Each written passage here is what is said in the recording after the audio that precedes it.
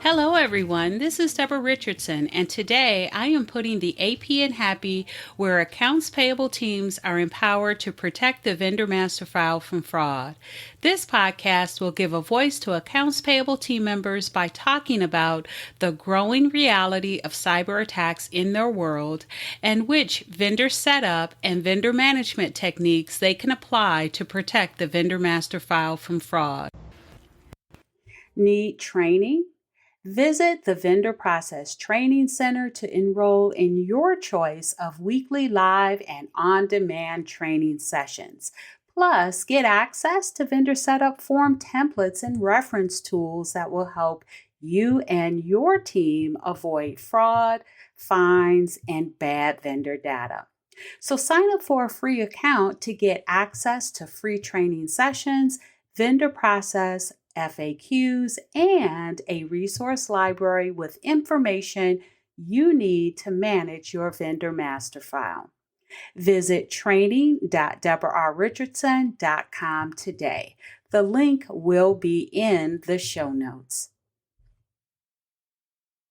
The FBI issued a public service announcement, or PSA, that check theft via mail is increasing.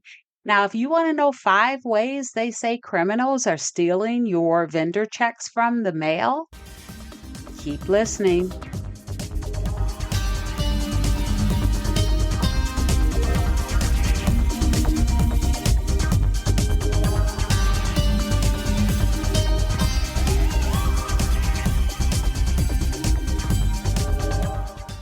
Welcome to episode 330, New Scam Alert. 5 ways the FBI says criminals steal checks you send to your vendors. So I watch and listen to a lot of webinars out there on cybercrime, check theft, business email compromise, any type of fraud that deals with B2B payments that accounts payable or vendor teams might deal with. And I continue to hear that check fraud is increasing and that despite some fraud prevention strategies or steps that are in place to prevent it, it's still increasing. And one of the webinars that I listened to, and I actually shared it on LinkedIn on a post, but the webinar indicated that according to their studies, they or consumers are writing less checks, which is great. But businesses have not decreased their check usage. And I get it. It's hard to stop using checks. I've worked with clients, heard from subscribers, talked with in-person attendees at conferences that I present at. And here are the reasons why I hear that they're still using checks. Number one, it's easy, as a payment method because all you need is an address, and you usually, not usually, you always collect an address when you're setting up a vendor. Right. So it's easy to have the check payment be a default payment method, especially if you're still getting your vendor documents, which include vendor banking via email, because number one, it can take longer and you should have more internal controls around it. So it's easy to have that as a default payment method until you get banking, especially if a payment is already due. So that's one. The other thing I hear a lot too is that if or when, let's say you do have banking details for a vendor and you send an ACH out and then that ACH comes back because, I don't know, somebody fat fingered it or, the vendor actually did change their banking information, right? And now you've got a payment that's come back that's now overdue, making that invoice or the vendor's invoice is overdue. And so a lot of you out there will just default when that happens to a check payment until you can get updated banking details. So that's a second way. The way, we actually used to use this when I was a practitioner at one of my companies because we had, or they had on the wall, cash is king. And so they paid by check as a default because they wanted the extra float that came with the check. But I'll tell you, nowadays that float isn't as much as isn't as long as it used to be, right? Because a lot of those vendors will turn those checks into electronic checks, e-checks, and then the float is much lower, but you still get a bit more float than you would a same day ACH, a wire, or maybe even a regular ACH. So that's one of the other reasons too. And then with all of that, there is still the perception that check payments are more secure than electronic payments because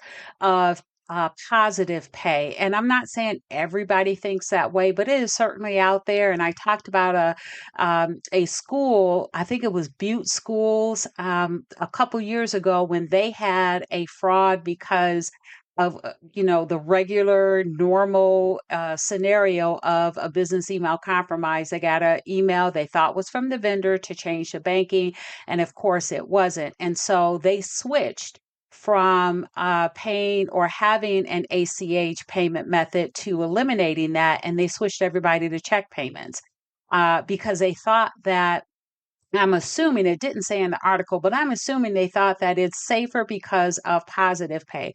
But here's the thing about positive pay: you can't just say positive pay. You have to verify what that means because each financial institution can be different. Make sure that it includes the payee name. And so positive pay on its surface is verifying that the check number and check amount match the file that you sent to the bank of the checks that you issued. But you also have to make sure, to avoid fraud, that you include the payee name as well. Because these fraudsters, what they're doing when they get these checks is, in some cases, they know that you have positive pay and they're hoping that you only have the regular positive pay and not the payee positive pay. So they are only altering, whitewashing, and replacing the payee name with the name of their choice so that they can deposit it in whatever checking account. So hopefully Butte Schools and maybe anybody else that did the same thing to prevent fraud, right? Switching to check payments. Hopefully they had payee positive pay, but what they're probably not aware of, and you may not be either, is that, right, check mail theft is increasing. So those checks that you put out in the mail don't even reach your vendors. And while, number one, yes, if you have positive pay, it can save you from a fraudulent payment, but it also means that now you've got rework because now you have to void that check. Now you have to reissue the vendor another check if that check gets stolen in the mail. And now, right, you might even incur some late fees. And then you have the same problem all over again. Now you got to put that new check in the mail. And that's not even looking at the cost of writing a check versus a electronic or a digital payment. And so, if you are trying to convince leadership that you want to get away from checks and you want to have a business case for that, you might want to take a look at that cost analysis and also include, right, these 5 ways that the FBI says that criminals steal checks as part of your push, right? Your business case to eliminate writing checks. And so here are 5 ways that the FBI says that cyber criminals or criminals steal checks you send to your vendors. All right, so number one is checks left in residential mailboxes overnight or for long periods of time. Now, this might not be something that is relevant for like larger businesses because you should be waiting for your mail carrier, or should be locked up before your mail carrier comes and collects it, or you should put it in the box at the post office. We'll talk about that in a minute. But maybe if you're a smaller business, I could see, or maybe you're working from home, like during the pandemic, and you're writing checks. So maybe you are putting a business check into your personal mailbox, or maybe one of your colleagues are doing that. That's not good because fraudsters or criminals will take them from residential mailboxes. And as a matter of fact, one of the recommendations on that webinar, or fraud prevention tips, I should say, for checks that are being mailed, is to not use window envelopes, because fraudsters can squeeze that envelope so they can see what the amount is, to see if it's even worth their time to whitewash the payee off and put their name on it. And that's certainly something that can be very easy to see in a residential mailbox because it's lower volume of letters to look through. All right, so that's the first one. The second one is the robbery of USPS employees. And I will say this is the mail carriers, and they are stealing or trying to get both mail and what's called arrow keys, which are the keys that are universal. They will open up all of the blue mailboxes in that area, along with apartment complex mailboxes too. So now they have access to lots of mail that they can skim through to see if there are checks. And it's very disturbing too, because the FBI with this PSA uh, combined or partnered with the U.S. Postal Inspection Service. And on their site, I've talked about them before. On their site, they have fraud tips and fraud prevention strategies. They also have a list of scams, or a page with scams and articles on it. And what that includes is wanted posters. And so they'll take snapshots or pictures and show them of these mail carriers getting robbed. And it's kind of disturbing, but they want to make sure they get a picture of the criminal or thief there, so that they can, if anyone can identify them, right, they have a picture and can report them. So that is a little disturbing, but on the USPIS, United States Postal Service or United States Postal Inspection Service, on that site, they do have, and I'll put a link to it in the show notes, they do have pictures of postal carriers getting robbed. Anyway, the next one is USPS blue collection mailboxes after the last pickup time. And so, what the FBI and USPS tells us for fraud prevention is, don't put your company's checks into, or your mail into, those blue mailboxes after the last pickup time, because now it's got to wait 24 hours. And in that 24 hours, right, a criminal with the arrow key can come and get that check, or checks that you've put in there for your vendor. So now it's gone. The next one is burglary of USPS facilities. And I actually hadn't heard about this one before, but that's where the mail is. They get in there and they can get even more mail that they can get from a blue collection box. And then the last one is bribery and collusion of USPS employees. And I've actually issued a few new scam alerts about that. I'm going to put a link to the new scam alert for the FBI issues PSA on check fraud with the basis of this podcast. I'm going to put that in the show notes. But when you go there, you can look at other new scam alerts that I have as well. And a lot of them are about U.S. Postal Service employees. And so if you think about, right, okay, I'm not going to put it in the blue mailbox because cyber criminals, especially after pickup time, because criminals can, with the arrow key that they've stolen, come and get that mail. I'm going to put it directly into the mailbox inside the post office, which is what I recommend too. But we also have to be wary of the fact that you got postal employees out there, mail carriers, people working in the post office.